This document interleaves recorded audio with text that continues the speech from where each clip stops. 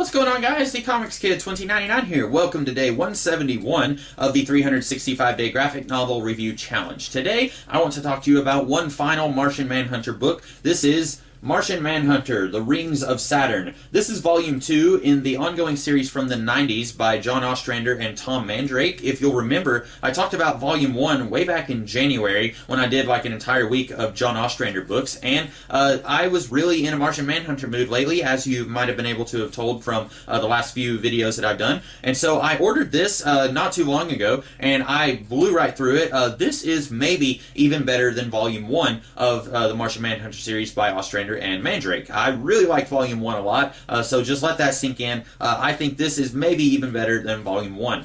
One thing that Ostrander and Mandrake do here is something they did in volume 1 that I liked quite a bit. They are able to take subplots and concepts that are introduced by other creators from DC Comics at the time, and they are able to use those in certain ways to create new stories in this series. And they do that in a way that I have not seen any other creator do, and it's really interesting the way they are able to do that. For example, in Volume 1, the big giant floating city that the White Martians brought to Earth in Grant Morrison and Howard Porter's Justice League series, Ostrander and Mandrake are able to turn that into the Martian Manhunter's headquarters in this series. And it makes a lot of sense. Batman has a Batcave, Superman has the Fortress of Solitude, Wonder Woman has the embassy that she works at in Gateway City, so it makes sense that Jean would have his own headquarters and he wouldn't just be hanging out on the Justice League satellite all the time. So they're able to do different stuff like that here also. For example, at one point we have this plant species that is talking about how their species got started, and it actually has their roots in the Alan Moore, Rick Veidt Swamp Thing run from the late 80s, where they talk about how Swamp Thing was jumping around from planet to planet during that run, and that jump-started this plant species from existing. And so I really like that they're able to take different things like that and use it in such a way to enrich the mythos in this series. I think that's really cool. They jump off of the DC 1 million event that Grant Morrison kind of spearheaded in the Justice League run that he was doing, and there are actually 2 issues here that kind of use that to do different stories. There's one that doesn't really have the Martian Manhunter in it that much. It has a couple of characters in it who are talking about how the Martian Manhunter has affected them or affected their species, and that's really cool. There's another issue that isn't as good. It's the actual one that ties in with the DC 1 million issue, and we get to see how the Martian Manhunter got to where he is in the DC 1 million future, and that's kind of neat. I like that issue also.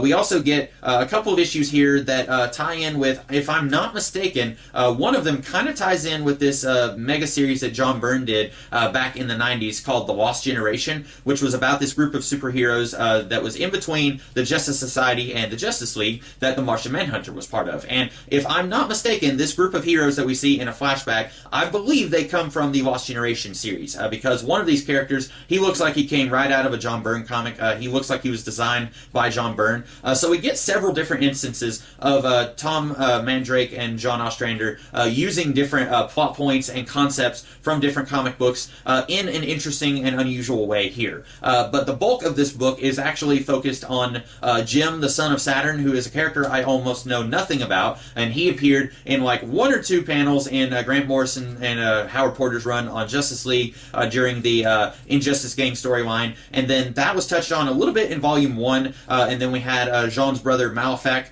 He was kind of messing around with Jim a little bit in the events of Volume 1.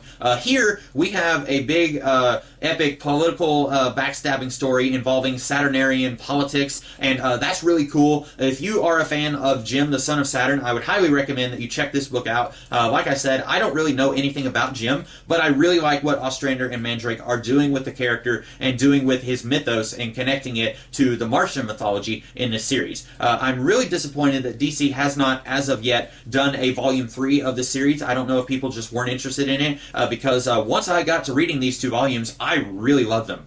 This is probably the best Martian Manhunter series that I've ever read, and you may be thinking, oh, well, that's not that big of a deal because there haven't been that many Martian Manhunter series out there. Yeah, but I've read almost all of them, and this is definitely the best. I really love this series. I'm really disappointed that they are not continuing to collect this series. Maybe they will go back and collect further volumes later on down the line. DC has surprised me in that aspect before, but I really, really love this volume of The Martian Manhunter, Rings of Saturn. It's It's really good. It takes everything that you know about the Martian Manhunter and it expands on it without making it weird. It adds things that seem very logical, even though no one else has ever done them before this series. I really love this book a lot. I cannot recommend it enough. Highly, highly recommend the Martian Manhunter series by John Ostrander and Tom Mandrake. So if you don't want to read it in trade, if you want to read it on Comixology or one of those digital comic services, I would recommend that you do that. I don't think that you will be disappointed.